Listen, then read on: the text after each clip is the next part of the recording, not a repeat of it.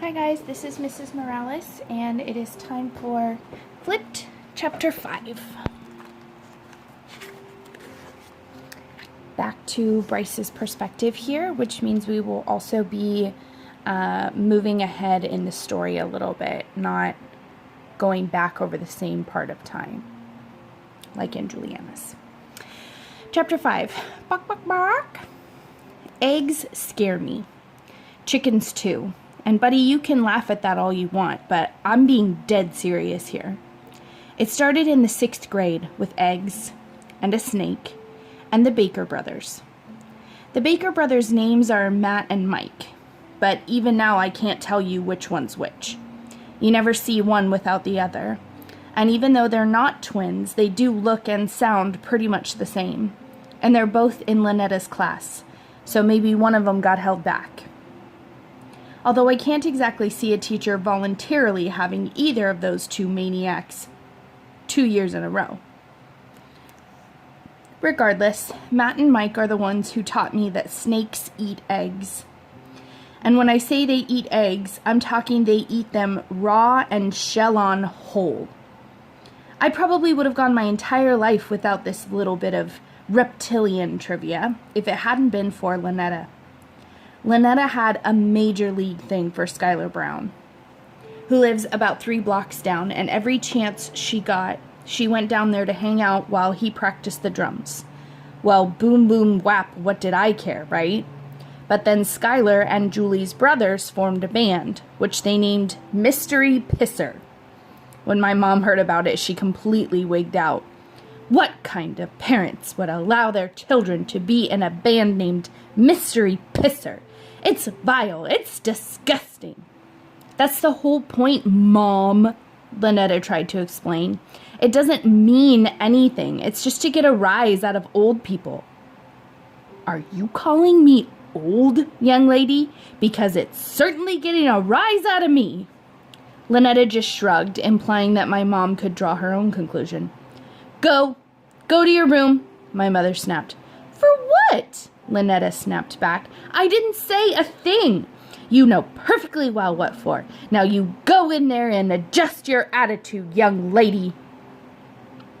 So Lynetta got another one of her teenage timeouts, and after that, anytime Lynetta was 2 minutes late coming home for dinner, my mother would messenger me down to Skylar's house to drag her home.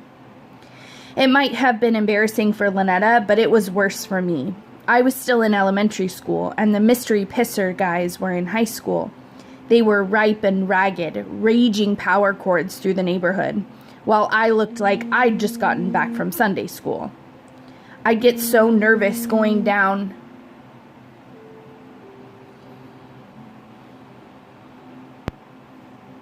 I just lost my spot. I'd get so nervous going down there that my voice would squeak when I'd tell Lynetta it was time for dinner.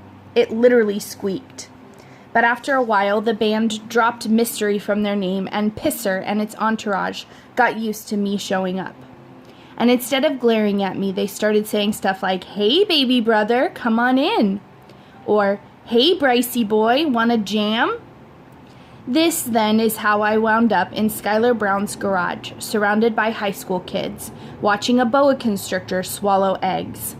Since I'd already seen it down a rat in the Baker brothers' bedroom, Pisser had lost at least some of the element of surprise. But I picked up on the fact that they'd been saving this little show to freak me out. I really didn't want to give them the satisfaction. This wasn't easy, though, because watching a snake swallow an egg is actually much creepier than you might think. The boa opened its mouth to an enormous size, then just took the egg in and gulp. We could see it roll down its throat. But that wasn't all. After the snake had glubbed down 3 eggs, Matt or Mike said, "So, Brycey boy, how's he gonna digest those?" I shrugged and tried not to squeak when I answered, "Stomach acid?" He shook his head and pretended to confide. "He needs a tree or a leg," he grinned at me. "Want to volunteer yours?" I backed away a little. I could just see that monster try to swallow my leg whole as an after-egg chaser. No. He laughed and pointed at the boa slithering across the room. Ah, too bad. He's going the other way. He's going to use the piano instead. The piano? What kind of snake was this? How could my sister stand being in the same room as these dementos? I looked at her, and even though she was pretending to be cool with the snake, I know Lynetta. She was totally creeped out by it. The snake wrapped itself around the piano leg about 3 times, and then Matt or Mike put his hands up and said, "Shh, shh, shh, everybody quiet, here goes." The snake stopped moving, then flexed.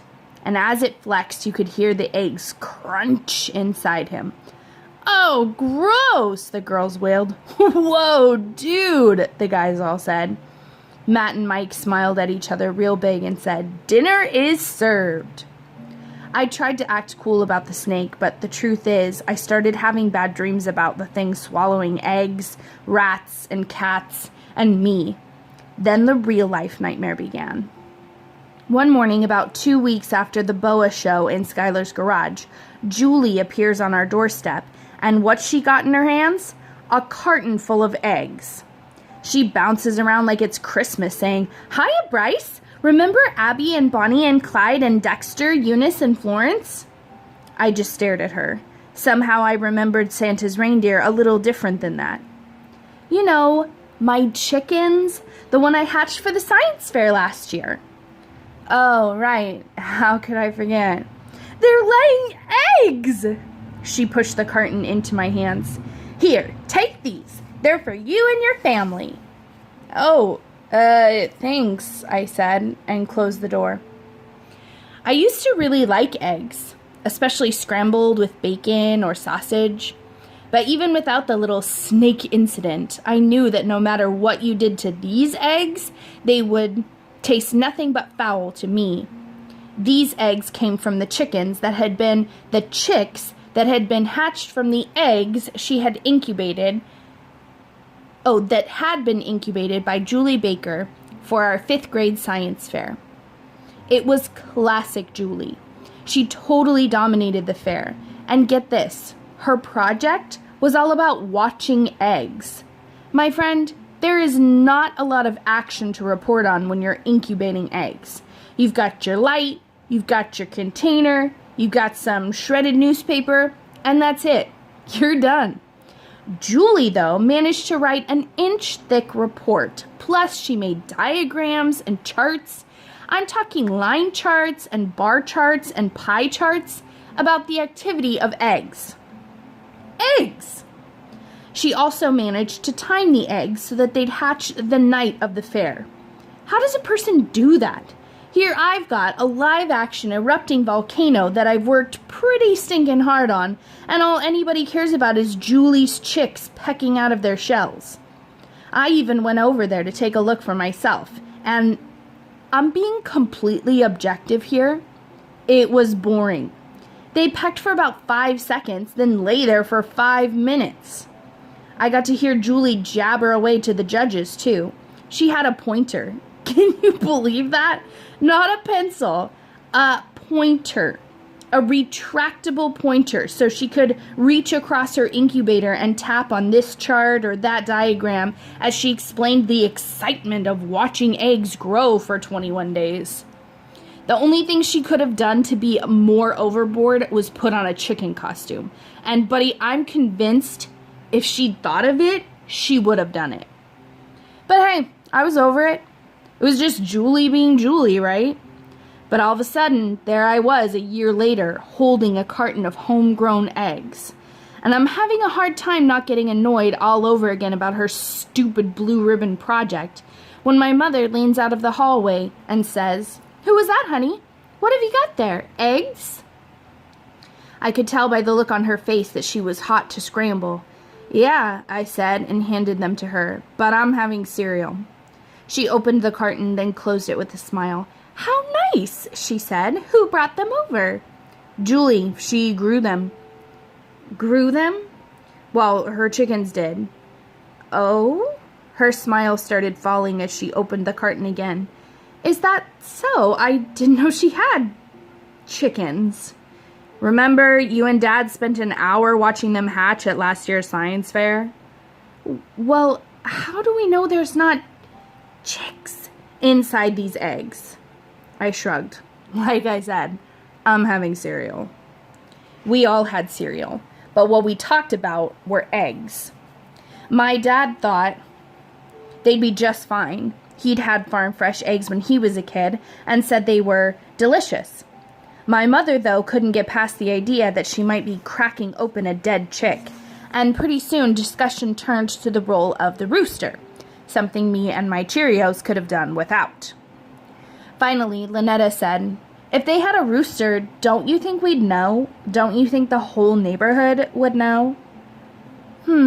We all said, "Good point."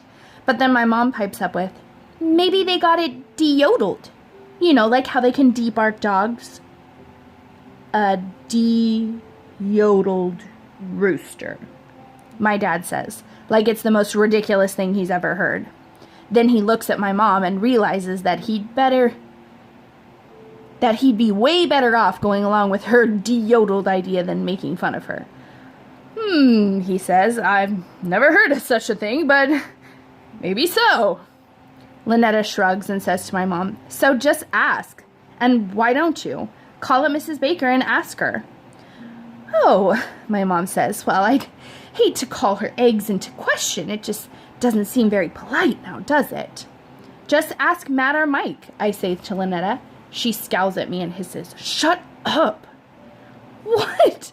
What did I do now? Haven't you noticed I haven't been going down there, you idiot?" "Lynetta," my mom says, like this is the first time she's heard my sister talk to me or something. "Well, it's true. How could he not have noticed?" "I was going to ask you about that, honey. Did something happen?" Lynetta stands up and shoves her chair in. "Like you care," she snaps and charges down to her room.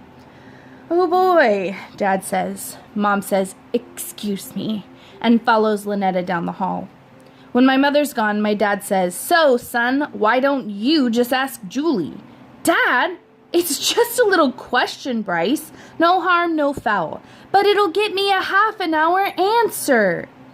He studies me for a minute, then says, "No boy should be this afraid of a girl." "I'm not afraid of her." "I think you are." "Dad, seriously, son, I want you to get us an answer.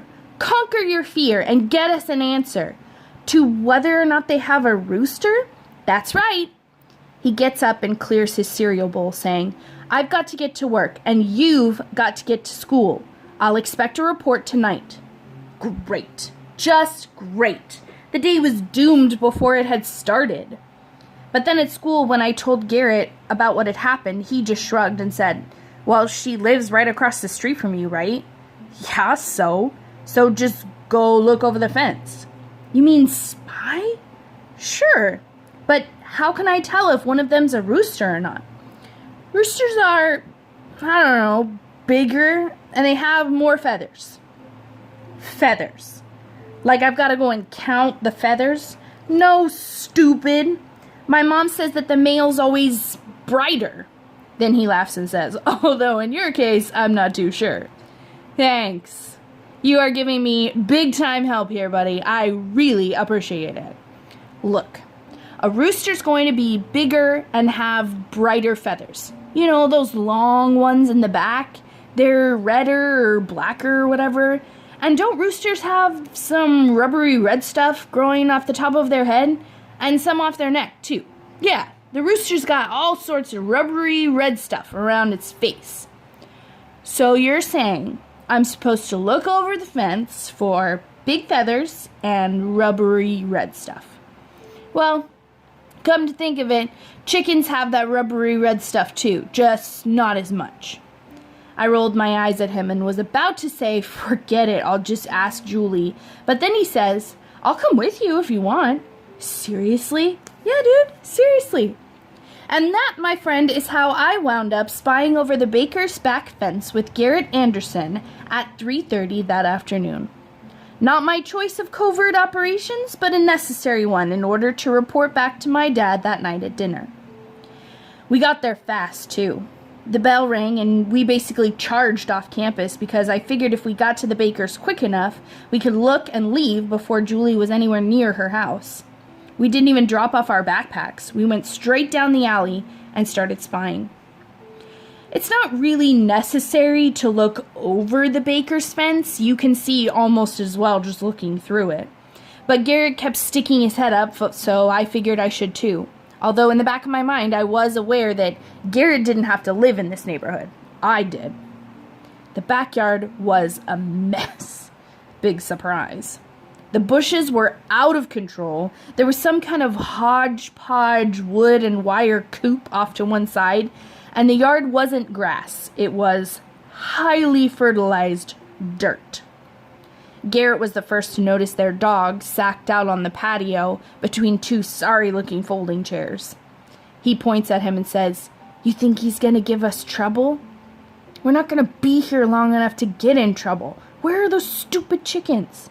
"Probably in the coop," he says, then picks up a rock and throws it at the mess of plywood and chicken wire. At first, all we hear is a bunch of feathers flapping, but then one of the birds comes fluttering out. Not very far, but enough that we can see it's got feathers and rubbery red stuff. "So?" I ask him. "Is that a rooster?" He shrugs. "Looks like a chicken to me." "How can you tell?" He shrugs again. "Just does." We watch it scratching at the dirt for a minute, and then I ask, "What's a hen, anyway?" "A hen?" "Yeah, you got roosters, you got chickens, and then there's hens." "What's a hen?" "It's one of those," he says, pointing into the baker's backyard. "Then what's a chicken?" He looks at me like I'm crazy.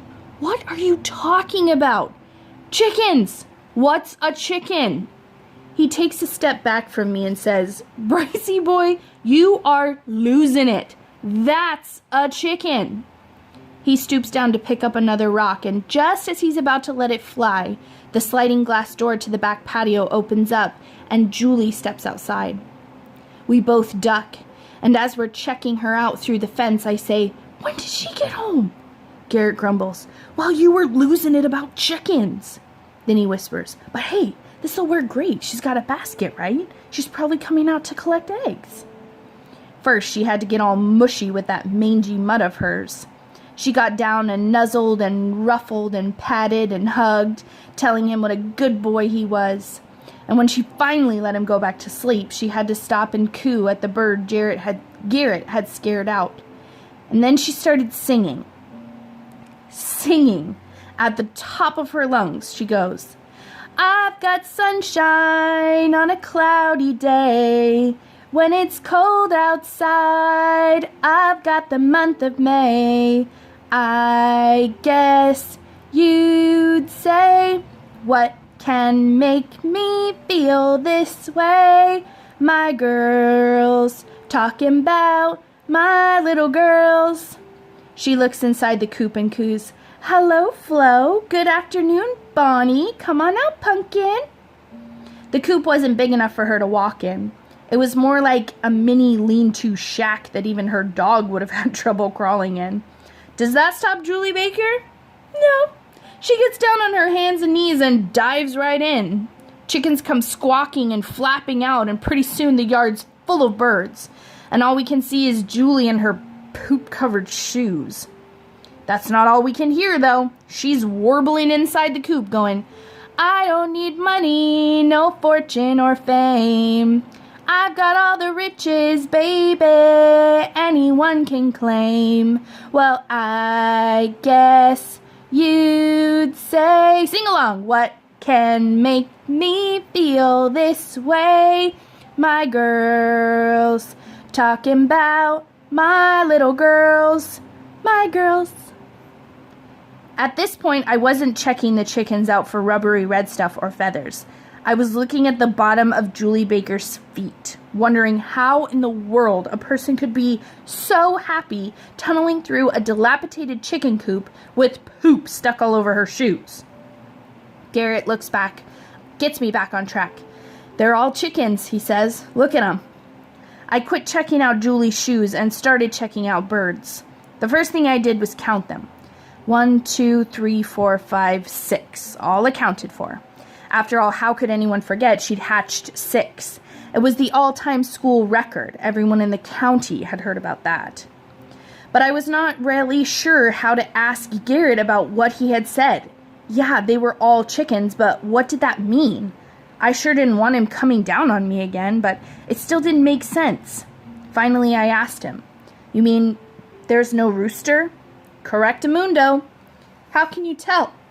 He shrugged. "Roosters strut." "Strut?" "That's right. And look, none of them have long feathers, or very much of that rubbery red stuff." He nodded. "Yeah, they're definitely all chickens." That night, my father got right to the point. "So, son, mission accomplished?" he asked as he stabbed into a mountain of fettuccine and whirled his fork around. I attacked my noodles too and gave him a smile. "Uh-huh," I said as I sat up taller to deliver the news. "They're all chickens." The churning of his fork came to a grinding halt. And I could tell something was wrong, but I didn't know what. I tried to keep the smile plastered on my face as I said, And what?" He rested his fork and stared at me. "Is that what she said? They're all chickens?" Not exactly." "Then exactly what did she say?" She didn't exactly say anything." Meaning, I went over there and took a look for myself." I tried very hard to sound like this was a major accomplishment, but he wasn't buying. "You didn't ask her?" "I didn't have to. Garrett knows a lot about chickens, and we went over there and found out for ourselves." Lynetta came back from rinsing the Romano sauce off her 7.5 noodles, then reached for the salt and scowled at me, saying, "You're the chicken." "Lynetta," my mother said, "be nice." Lynetta stopped shaking the salter. "Mother, he spied. You get it? He went over there and looked over the fence. Are you saying you're okay with that?" My mother turned to me. "Bryce, is that true?" Everyone was staring at me now, and I felt like I had to save face. "What's the big deal? You told me to find out about the chickens. I found out about her chickens."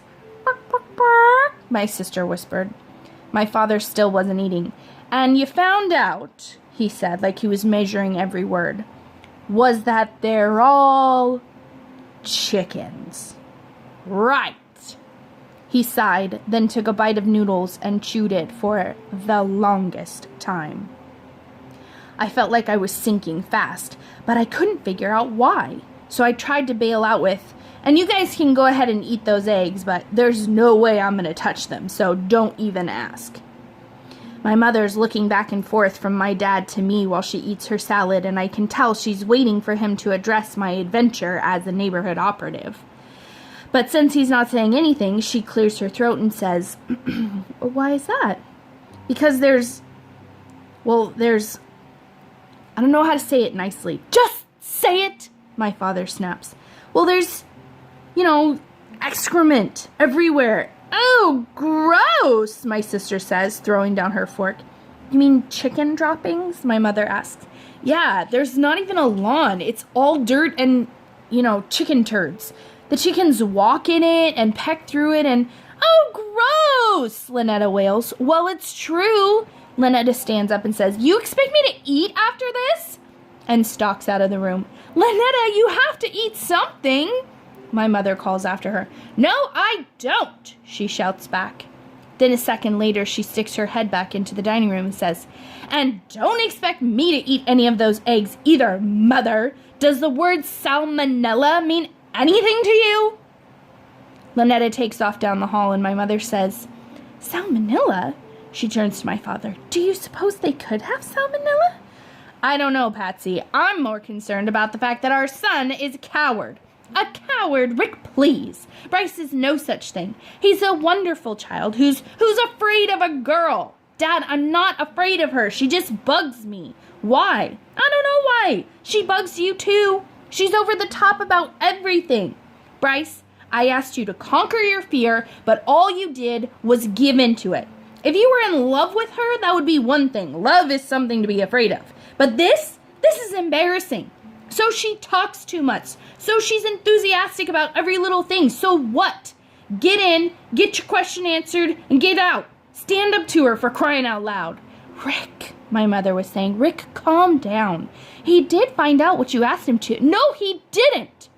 What do you mean? He tells me they're chickens. Of course they're all chickens. The question is, how many are hens and how many are roosters? I could almost hear the click in my brain, and man, I felt like a complete doofus. No wonder he was disgusted with me. I was an idiot. They're all chickens. Duh. Garrett acted like he was some expert on chickens. He didn't know diddly squat. Why had I listened to him? But it was too late. My dad was convinced I was a coward, and to get me over it, he decided that what I should do was take the carton of eggs back to the bakers and tell them we didn't eat eggs or that we were allergic to them or something. Then my mom butts in with, What are you teaching him here, Rick? None of that is true. If he returns them, shouldn't he tell them the truth? What, that you're afraid of salmonella poisoning? Me? Aren't you a little concerned too? Patsy, that's not the point. The point is, I will not have a coward for a son. But teaching him to lie? Fine, just throw them away. But from now on, I expect you to look that little tiger square in the eye. You hear me? Yes, sir. Okay, then. I was off the hook for all of about 8 days. Then, there she was again, at 7 in the morning, bouncing up and down on our porch with eggs in her hand. Hiya, Bryce. Here you go. I tried to look her square in the eye and tell her, no thanks. But she was so darn happy, and I wasn't really awake enough to tackle the tiger. She wound up pushing another carton into my hands, and I wound up ditching them in the kitchen trash before my father sat down to breakfast. This went on for 2 years. 2 years. And it got to the point where it was just part of my morning routine. I'd be on the lookout for Julie so I could whip the door open before she had the chance to knock or ring the bell, and then I'd bury the eggs in the trash before my dad showed up. Then came the day I blew it. Julie'd actually been making herself pretty scarce because it was around the time they'd taken the sycamore tree down. But suddenly one morning she was back on our doorstep, delivering eggs. I took them as usual and went to chuck them as usual. But the kitchen trash was so full, and there wasn't room to put the carton. So I put it on top, picked up the can, and beat it out the front door to empty everything into the garbage can outside. Well, guess who's just standing there like a statue on my porch? The egg chick. I about spilled the trash all over the porch. What are you still doing here? I asked her. I don't know. I was just thinking. About what? I was desperate. I needed a distraction. Some way around her with this garbage before she noticed what was sitting right there on top. She looked away like she was embarrassed. Julie Baker, embarrassed? I didn't think it was possible. Whatever. The golden opportunity to whip a soggy magazine over the egg carton had presented itself, and buddy, I took it. Then I tried to make a fast break for the garbage can in the side yard, but she body blocked me. Seriously, she stepped right in my way and put her arms out like she's guarding the goal. She chased me and blocked me again. What happened? She wants to know. Did they break? Perfect. Why hadn't I thought of that? Yeah, Julie, I told her, I'm real sorry about that.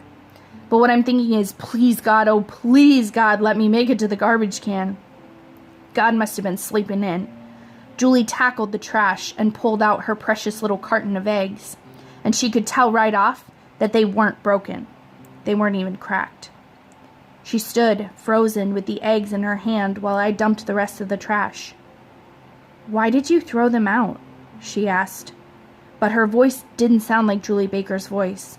It was quiet and shaky. So I told her we were afraid of salmonella poisoning because her yard was a mess and that we were just trying to spare her feelings. I told it to her like we were right and she was wrong, but I felt like a jerk. A complete cluck-faced jerk. Then she tells me that a couple of the neighbors have been buying eggs off her. Buying them. And while I'm coming to grips with this incredible bit of news, she whips out her mental calculator. Do you realize I've lost over $100 giving these eggs to you? Then she races across the street in a flood of tears. As much as I tried to tell myself that I hadn't asked her for the eggs, I hadn't said we wanted them, or needed them, or liked them, the fact was, I'd never seen Julie cry before.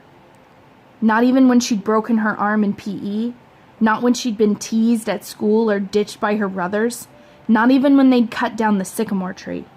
I'm pretty sure she cried about it then, but I didn't actually see it. To me, Julie Baker had always been too tough to cry. I went down to my room to pack my stuff for school, feeling like the biggest jerk to ever hit the planet. I'd been sneaking around and throwing out eggs for over 2 years, avoiding her, avoiding my father. What did that make me? Why hadn't I just stood up and said, no thanks, don't need 'em, don't want 'em, don't like 'em, give 'em to the snake, why don't you? Something. Was I really afraid of hurting her feelings? Or was I afraid of her? And that's it for chapter 5. We'll get to chapter 6, which will be Julie's perspective of this time period tomorrow. Take care, guys.